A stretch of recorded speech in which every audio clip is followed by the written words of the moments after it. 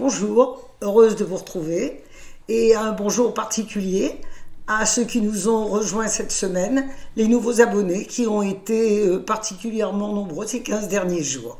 À ce propos, j'en profite pour vous rappeler que si vous aimez le concept de l'émission, n'hésitez pas à vous abonner, c'est gratuit et ça nous fera le plaisir de nous rencontrer 2 fois par mois.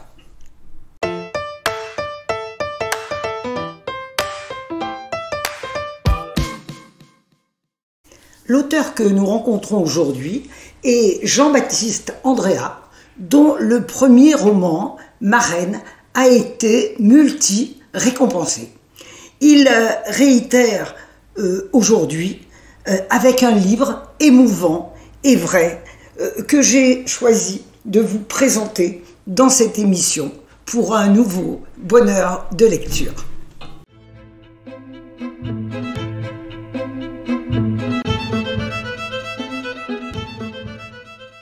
Le livre que je partage avec vous aujourd'hui s'appelle « Des diables et des saints ». Il est paru aux éditions de l'Iconoclaste en mars 2021.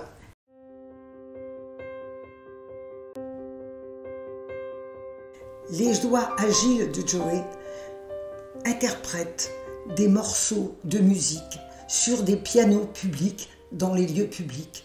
Peut-être l'avez-vous croisé à Orly, à Roissy, à la gare Saint-Lazare, à la gare de Lyon, intrigué par le talent qui semble gaspillé par cette interprétation à tout vent de ces morceaux divins. Pour quelle raison le pianiste se contente-t-il de cette interprétation en plein air, à tout vent, alors que certains lui offriraient un pont d'or pour interpréter ces morceaux chez eux, voire même dans une salle.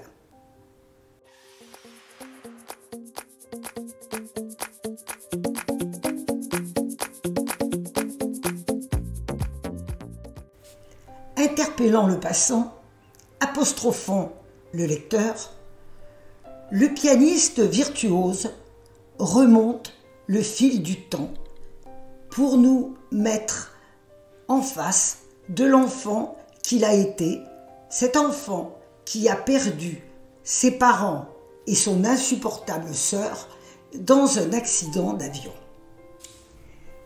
Il intègre alors un orphelinat lugubre dirigé par un abbé grand inquisiteur et un ancien légionnaire sadique grenouille en guise de pion. Dans le lit 54, l'enfant prie ses dieux, John Collins et Beethoven, de l'enlever à ces instants lugubres. C'est dans l'Incipit que se trouve le passage que je vous propose de partager, qui nous met d'emblée dans la psychologie du personnage et nous le rend sympathique en nous donnant envie de rencontrer son histoire. Vous me connaissez. Un petit effort, souvenez-vous, le vieux qui joue sur ses pianos publics dans tous les lieux de passage. Le jeudi, je fais Orly, le vendredi, Roissy, le reste de la semaine, les gares, d'autres aéroports, n'importe où, du moment qu'il y a des pianos. On me trouve souvent gare de Lyon, j'habite tout près. Vous m'avez entendu plus d'une fois. Un jour, enfin, vous m'approchez. Si vous êtes un homme, vous ne dites rien, vous faites semblant de renouer votre lacet pour m'écouter un peu sans en avoir l'air. Si vous êtes une femme, je sursaute. C'est que j'en attends une. Justement, ce n'est pas vous. Ne vous vexez pas. Je l'attends depuis 50 ans. Vous avez 1000 visages. Je me souviens de chacun. Je n'oublie rien. Qu'est-ce qu'un homme comme vous fait là? Comment ça, un homme comme moi?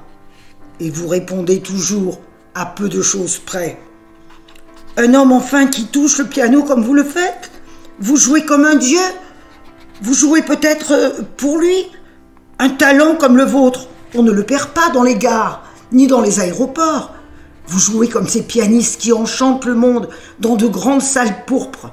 Mais vous n'en chantez que du goudron mouillé et des feutres trempés. Hier, vous m'avez demandé, vous serez là demain ? Demain, ce n'est ni jeudi, ni vendredi. Alors oui, bien sûr, je serai là.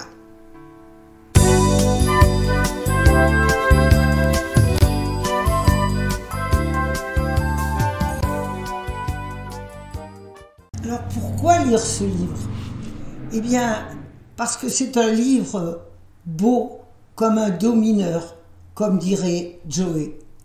C'est une histoire de cassure, mais aussi une histoire d'émoi, d'espoir, d'amour, de haine, une histoire à partager avec des adolescents qui aimeront la société secrète et ses membres, la relation amour-haine de Joseph et de Rose, le défi à la misère, l'injustice, la torture par un adolescent, musicien, astronaute.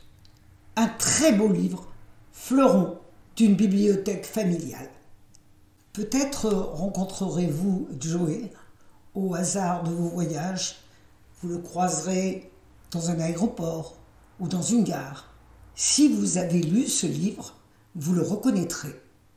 En tout cas, si vous êtes entré dans le livre, laissez les pages ouvertes. Je suis sûre que d'autres auront envie de le rencontrer et d'écouter sa merveilleuse musique. À très bientôt. Au revoir.